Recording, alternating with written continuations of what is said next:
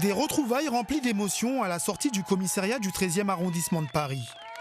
L'agriculteur réunionnais Axel O'Haraud est un des 52 paysans arrêtés la veille par les forces de l'ordre pour être rentrés dans une annexe du ministère de l'Agriculture.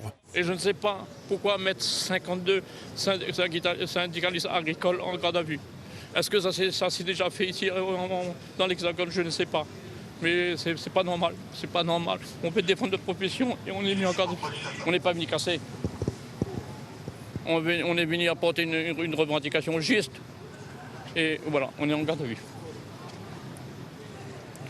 Venu soutenir ses camarades, Frédéric Soubou, membre de la Confédération générale des planteurs et éleveurs de la Réunion, défend le droit à l'aide européenne pour l'agriculture de l'outre-mer, le POSEI. Nous, on demande, c'est que le monde, tous les agriculteurs, que ce soit indépendants ou en organisation, reçoivent le POSEI, qu'ils ont droit à ce POSEI. Si vous êtes dans une filière organisée, vous avez droit au POSEI, mais si vous êtes indépendant, et c'est surtout tout le domaine du maraîchage ou autre, et l'élevage, qui ne peuvent pas avoir. Et nous, on ne veut pas laisser ces agriculteurs sur la paille, quoi.